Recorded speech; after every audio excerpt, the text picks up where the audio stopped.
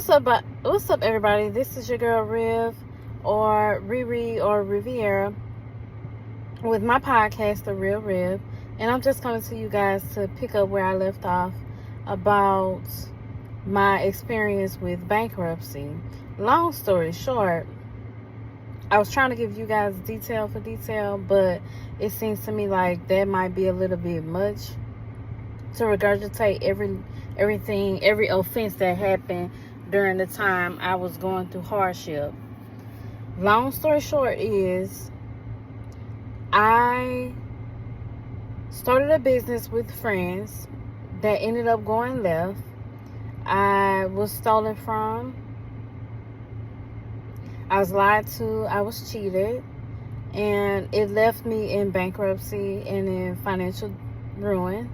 Well, I won't say financially I was ruined. I was in disarray for a while. And I'm still overcoming a lot of hardship with my financial background and my credit score, rebuilding that as we speak. But I learned a lot of hard lessons when it came to business, trust, and friendship. I never understood the term never do business with friends until I actually did business with friends.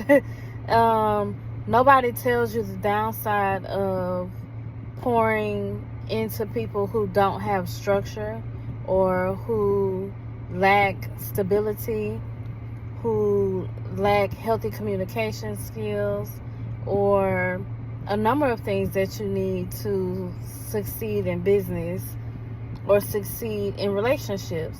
It doesn't have to be just romantic relationships. Like, even in your friendships, even in your platonic associations with people or acquaintances. Like, you can never be too sure of a person's place in life or status or what they have going on, because they can falsify a lot of this. They can falsify a lot of their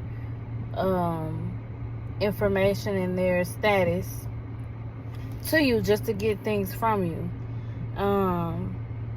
But yes, so I mean, I was left distraught. Don't get me wrong, I was deeply heartbroken when I removed the veil from my eyes and realized that the people that I trusted most were the very people to hurt me in business. And I mean, to this day, I still think about why anybody would do that, and I don't really have an explanation. Some people say it's possibly due to jealousy. Some people say it's because they're envious. Other people, have their opinions about what went wrong and how it could have gone differently at the time. Some of these questions that I reserve about my own personal life circumstances, I don't have answers to. I'm not the one that did the wrongdoing to myself. I'm not the one that put myself in a unfortunate circumstance where I now have to rebuild collateral, or leverage my own accounts to the best of my ability so that I regain strength in that area. I was doing exceptionally well before I decided to partner with people I thought I could trust in business. And it ended up not working out that way. But I don't want to discourage anybody from doing business with people in the future. I just want to encourage you to do your thorough research. I now understand why businesses, corporations, banks, loan lenders go through such extensive processes with background checks and verifying that people have earned wages or earned income or a steady job that is reliable enough for them to give out loans to them, because they know that people are unreliable. They're very fickle. they will say whatever they can to get something out of you or to borrow something from you and not repay it. They will use and misuse you if you allow yourself to be used in that way. And that's what I discovered. Many people tell me not to be hard on myself, and that God always has the final say, and which I do trust and believe. They always tell me, vengeance is mine, saith the Lord. And because I came from a heartfelt space and my motives were pure, that I would see fruit in my giving, and that my giving would not be in vain, which I also appreciate. Those are very, very kind words from the people who have encouraged me to continue to keep going, to keep my head up, to remain positive, and to continue to do the work to pour back into myself and rebuild my confidence within myself financially, so that I can reach those abundant milestones moving forward, which there were lots of things that came out of the situation with me learning about bankruptcy and filing and attending the proceedings and all of that stuff. I learned about, I ended up learning about life insurance. I ended up learning about stocks and bonds and ETFs and retirement funds and ways to save. I actually participated for a short term in a life insurance policy, which is really great. Like, making sure that my life is covered and I have an immediate estate set aside for emergency purposes, that if something happens to me, my family is covered. Like, all of those things I greatly appreciated gaining from my experience, even though it was unfortunate that I lost a friend in the process. But my goodness, y'all, I think that's pretty much all that I have to say for that portion of my story.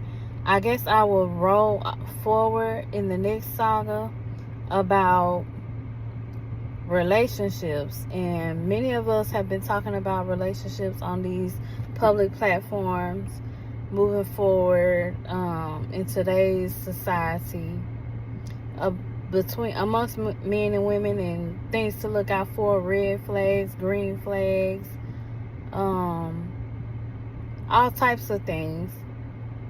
I had my own experience with ex-boyfriend of mine that even to this day I'm still dealing with some backlash and some fallout from that. And when I tell you the story is bizarre, the story is bizarre. I'll give a brief background of this portion of my story as far as my relationship. The relationship that I'm going to talk about with my most recent ex-boyfriend. I dated a guy 5 years ago, y'all. I haven't dated anybody in that length of time. But anyway, I dated somebody 5 years ago. It lasted 3 years with them. I knew that he was sickly when I met him, but I did not hold his health or his medical status against him when I started dating him. I also did not know to what extent he had his medical condition under control. Truth be told, he was bipolar, and he battled with clinical depression, and he would experience manic episodes from time to time if he were to be triggered by a stimulus that reminded him of his trauma. And that goes for everybody. Everybody have trauma. Everybody have had some type of incident in their life that brought them to their knees, so to speak.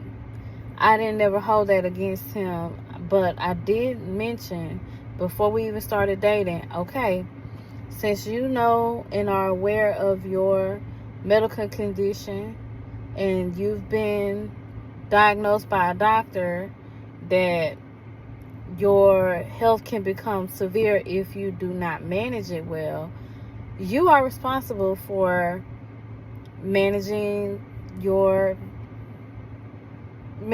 health. In the instant that you let your health go to the wayside and you don't get it back on track because you refuse to do the work, we don't have a relationship. I will consider myself single and you will be broken up with. And that's just that on that. So with that being said, we move forward with trial and error as far as the relationship, was considered. But y'all, I have to tell y'all about the bizarre shit that went on in their relationship. It was all type of stuff I ended up doing, just trying to get out of it. Like physically, it was the hardest thing for me to do, is to remove myself physically from that relationship, because it was mentally, emotionally, financially, and psychologically exhausting. It was exhausting. It really drained me of all of my energy, and I felt like I had been siphoned like a time machine. The little bottles of the timers.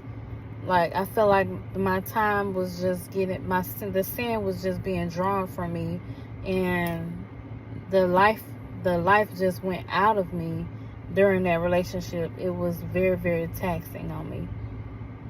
But yeah, I'm gonna wrap it up for right now and go ahead and share this with you guys. If you want to hear more, drop a like, share, or comment in the bottom of the chat, either down below or up above or to the side, depending on where you see the content posted. It should be on YouTube in the chat right beneath me. But other than that, thank you so much for watching, and I'll be back soon.